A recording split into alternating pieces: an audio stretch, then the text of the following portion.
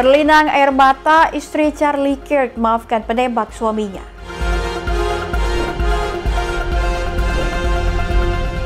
Menara pendingin PLTN Amerika Serikat hancur hitungan detik.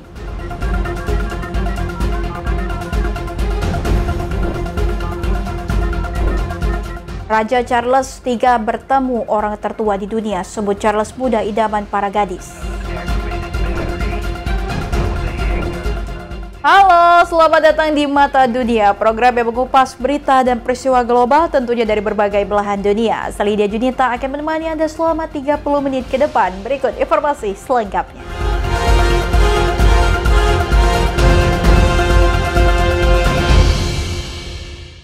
Kita ke informasi utama, pemirsa. Presiden Prabowo Subianto sampaikan pidato dalam sidang Majelis Umum PBB ke-80 di New York, Amerika Serikat. Selain itu, kepala negara melakukan pertemuan bilateral dengan sejumlah pemimpin dunia. Kedatangan Prabowo ke Amerika Serikat disambut hangat diaspora Indonesia.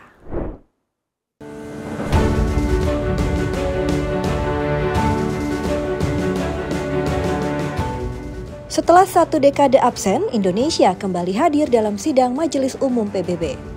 Presiden Prabowo Subianto menyampaikan pidato pada Selasa 23 September 2025 dalam sidang Majelis Umum PBB ke-80 di New York, Amerika Serikat. Prabowo berpidato urutan ketiga setelah Presiden Brasil dan Presiden Amerika Serikat. Salah satu poin utama ditekankan isu kemerdekaan Palestina, isu lama menjadi perhatian utama diplomasi Indonesia. Selain itu, kepala negara juga melakukan pertemuan bilateral dengan sejumlah pemimpin dunia. Kehadiran Presiden Prabowo dalam forum internasional menegaskan komitmen Indonesia berkontribusi dalam upaya menjaga perdamaian, memperkuat kerjasama global, serta memperjuangkan kepentingan nasional di tingkat dunia.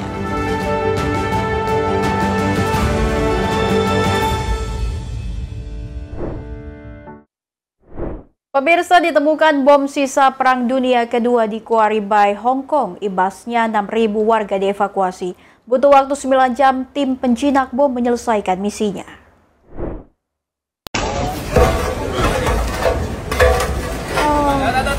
Bom peninggalan Perang Dunia Kedua seberat 1.000 pon dengan 227 kg TNT ditemukan di Quarry Bay di tengah kota padat Hong Kong.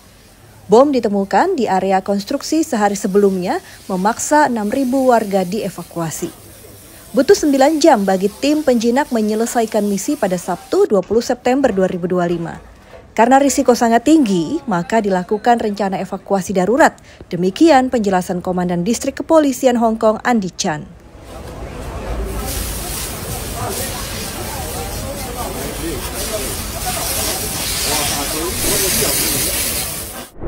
Banjir lumpur meluap di Oak Glen, California, Amerika Serikat. Seorang pria berusaha mengevakuasi kendaraannya dari arus banjir lumpur.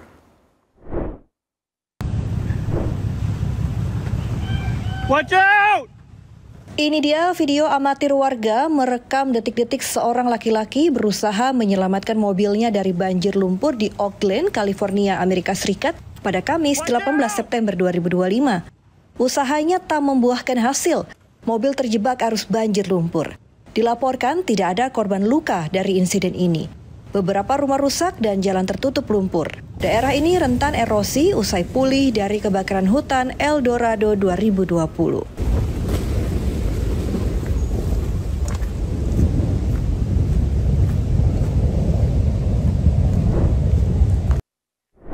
Pemirsa, menara pendingin PLT di Hartsfield, Tennessee, Amerika Serikat ditinggalkan bertahun-tahun dihancurkan. Dilaporkan beton dari menara pendingin akan digiling menjadi potongan-potongan kecil. Bajanya akan didaur ulang. Menara pendingin pembangkit listrik tenaga nuklir PLTN di Hartsfield, Tennessee, Amerika Serikat ditinggalkan bertahun-tahun dihancurkan pada Kamis 18 September 2025. Ini menandai akhir proyek tertunda hampir 50 tahun. Rencana awal PLTN tersebut pada tahun 1977 akan menampung 4 reaktor besar, masing-masing menghasilkan listrik untuk hampir 4 juta rumah tangga. Jika selesai, fasilitas tersebut menjadi pembangkit listrik nuklir terbesar di dunia pada masanya.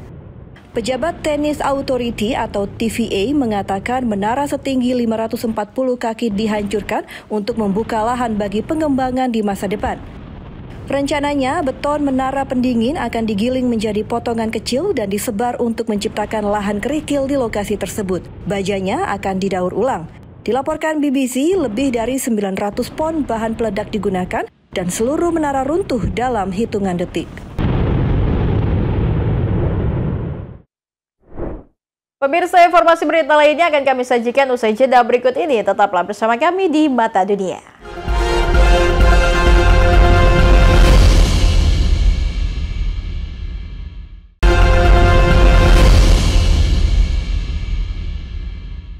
Anda kembali bersama kami tentunya pemirsa. Puluhan ribu orang berkumpul beribadah dalam upacara peringatan Charlie Kirk di State Farm Stadium di Arizona, Amerika Serikat. Trump dan istri Kirk turut hadir berlinang air mata. Erika Kirk mengatakan memaafkan penembak suaminya, Tyler Robinson.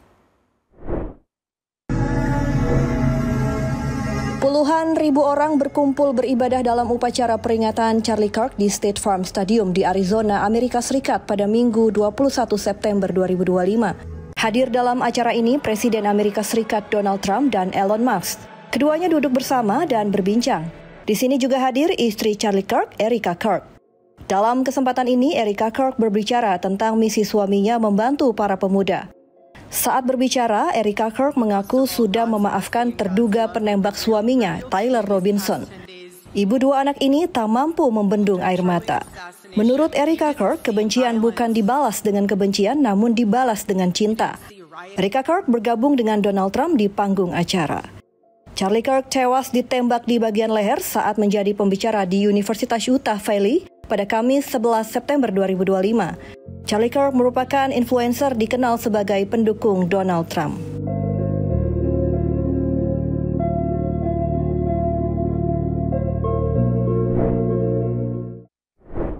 Informasi selanjutnya, sebuah mobil terbakar di jalan tol di Singapura. Kebakaran menyebabkan kemacetan total. Pengguna jalan terjebak macet hingga 35 menit lamanya.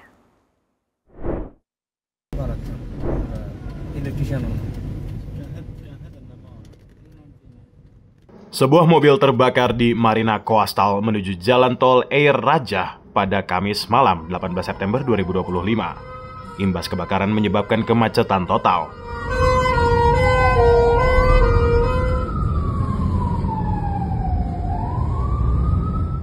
Dikutip dari channel News Asia, Selasa, 23 September 2025, pengemudi mengaku terjebak kemacetan sekitar 35 menit lamanya. Singapore Civil Defense Force menerangkan kebakaran melibatkan kendaraan non-listrik.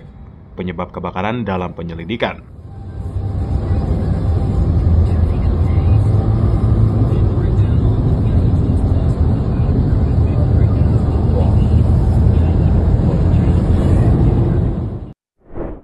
Pemirsa, seorang warga negara asing asal Palestina, Muhammad Hamaida, dibekuk polisi gegara jualan ganja, ekstasi, dan sabu di Bali. Lelaki berusia 40 tahun mendapatkan barang dari seseorang dengan panggilan Big Mouse, kini masuk DPO polisi. Dari kicauannya diketahui pelaku sengaja datang ke Pulau Dewata demi jualan narkoba.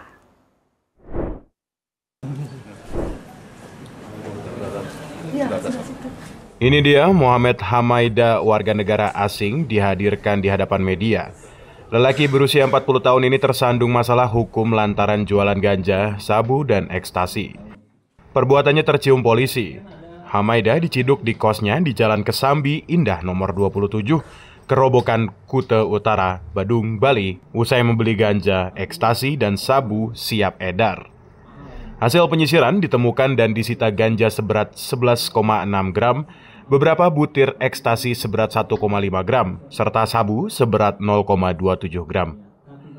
Hamaida mengaku membeli narkoba dari seseorang yang dipanggil Big Mouse, kini masuk DPO alias buron. Sebelum barang tersebut diedarkan, Hamaida diamankan petugas BNNP Bali. Saat diamankan, Hamaida memilih pasrah dan tanpa perlawanan. Big Mouse, namanya DPO. Dan modus operandinya yang bersangkutan membeli secara langsung dengan tunai. Petugas BNNP melakukan penangkapan terhadap seorang laki-laki yang berinisial MH pada saat dilakukan penggeledahan terhadap rumah kos di TKP tersebut. Petugas menemukan barang bukti berupa ganja, sebagaimana apa yang saya sampaikan tadi. Dan pasal yang dipersangkakan adalah pasal 112 ayat 1 dan pasal 111 11 ayat 1. Ini dua-duanya golongan 1 untuk golongan bukan tanaman dan non-tanaman. Hasil pemeriksaan diketahui Hamaida sengaja datang ke Bali untuk berjualan narkotika dan tidak ada kaitan dengan konflik antara Palestina dan Israel. Atas perbuatannya, Hamaida dijerat Undang-Undang Narkotika dan terancam hukuman penjara seumur hidup. Dari Denpasar, Bali, Bagus Raditya, Berita Nasional TV. Informasi selanjutnya, Raja Inggris Charles III bertemu orang tertua di dunia, Ethel Caterham. Keduanya mengenang penobatan Raja Charles sebagai Pangeran Wales saat berusia 21 tahun pada 1969. Charles muda disebut idaman para gadis. Raja Inggris, Raja Charles III bertemu orang tertua di dunia, Ethel Caterham.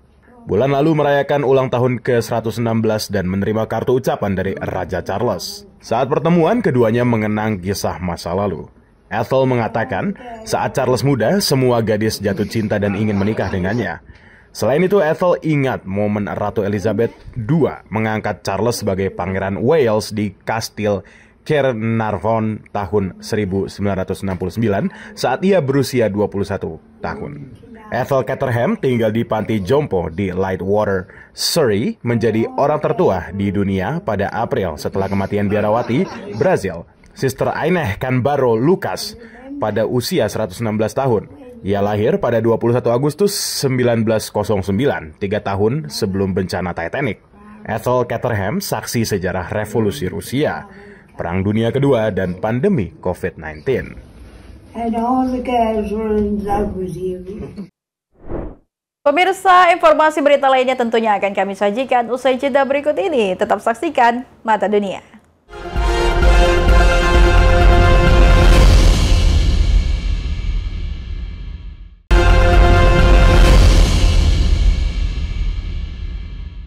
Peneliti di Amerika Serikat mencoba mengolah tanaman dandelion atau randai tapak menjadi zat elastis pengganti karet. Perusahaan ban global melakukan penelitian serupa dengan memanfaatkan tanaman lain. Penelitian itu dilakukan sebagai upaya untuk memerangi perubahan iklim. Demi memerangi perubahan iklim, banyak perusahaan, lembaga nirlaba, serta entitas dalam dan luar negeri memberikan hibah pada penelitian tanaman dandelion atau randa tapak yang diharap bisa menggantikan karet. Katrina Cornish, dosen Ohio State University yang meneliti karet alternatif, menanam dandelion dan semak gurun guayuli di Rumah Kaca Pusat Riset dan Pengembangan Pertanian Ohio. Ia dan tim peneliti memanen zat elastis semacam karet dari kedua tanaman itu dan menggunakan mesin khusus untuk mengubahnya menjadi kondom, sarung tangan medis, dan bagian dari tabung trakea. Menurutnya, produk-produk itu bisa mengubah lanskap pertanian Amerika Serikat. My job isn't done until this is a permanent feature of the landscape. People wouldn't be able to imagine the US without growing corn in it or soybeans in it. Okay, but I want to see a US that you can't imagine isn't a major rubber producer. That's what has to happen. Sebagian besar karet berasal dari pohon hevia dan diolah di luar negeri karena Amerika tidak siap mengolah sendiri. Namun, tambah Katrina, ancaman penyakit, perubahan iklim dan ketegangan perdagangan internasional membuat gagasan untuk memproduksi karet di dalam negeri menjadi investasi yang cerdas. You have to start on the small scale so that you can fund the processing plants. We've got to get that first one up, and then it will proliferate based on the profits and the commercial viability of number one. Di Arizona, semak guayuli tumbuh subur di kondisi kering. Daunnya yang berwarna biru kehijauan dipisahkan dari tanah kering yang mengotorinya di kompleks penelitian dan pengembangan perusahaan ban Bridgestone.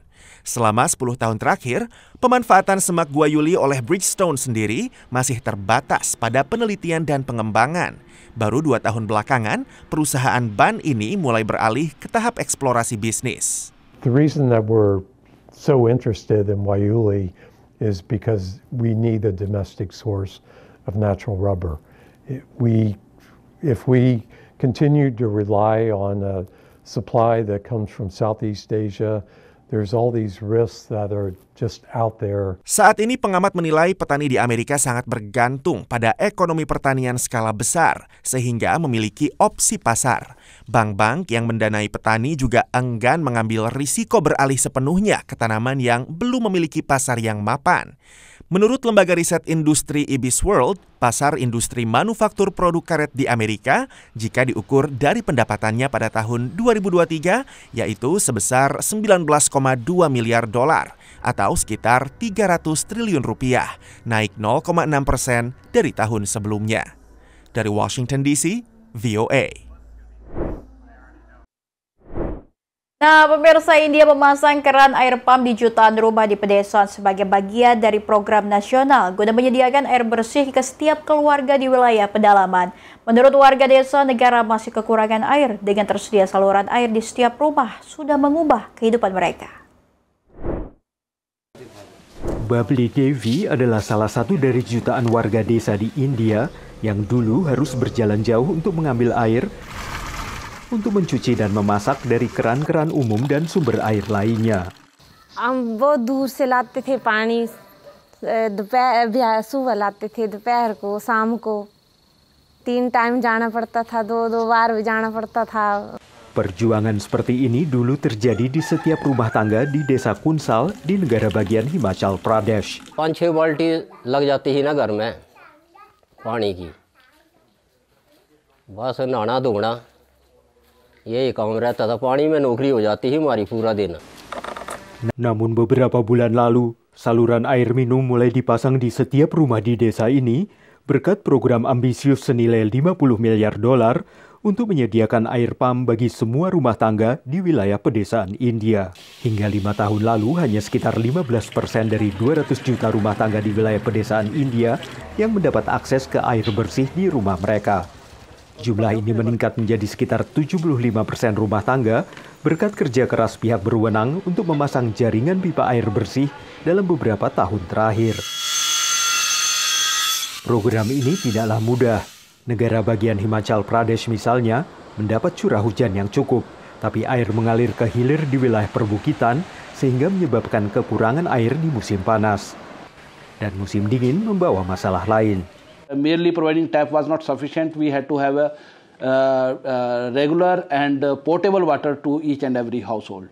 So challenge was a big because we have very remote areas. We have areas with temperature up to -20 degrees centigrade, -35 degrees centigrade in some regions and tribal areas. So this was a tough job. Jaringan tangki penyimpanan air dengan instalasi pengolahan ini akan memasok sekitar 10 desa. Penyediaan air bersih sangat penting di India, terutama karena maraknya penyakit yang ditularkan lewat air. अब 70 litre per day पर पर्सन हम water supply लोगों को देंगे. इससे ज़्यादा दे सकते हैं, कम नहीं दे सकते. Tersedianya air pump di rumah telah mengubah kehidupan warga desa ini. अब जी कोई ये नहीं है समस्या, कोई सब ठीक है अब. Menurut warga, mengurus pekerjaan rumah tangga setiap hari kini terasa lebih ringan. पहले तो बहुत काम हो जाता था पानी की वजह से, अब थोड़ा रेस्ट हो जा रही है. Namun para ahli memperingatkan, saat air pump lebih banyak tersedia, pihak berwenang India harus memastikan penggunaannya dilakukan secara bijaksana. Karena itu membangun budaya konservasi air menjadi kunci untuk memastikan bahwa saluran air bersih ini tidak akan pernah kering. Dari Arlington, Virginia, saya Helmi Yohanes dan tim VOA. Pemirsa, demikian Mata Dunia kali ini. Terus ikuti informasi lainnya hanya di Berita Nasional TV. Tentunya saya Lydia Junita beserta kuria bertugas pamit undur diri. Terima kasih dan sampai jumpa.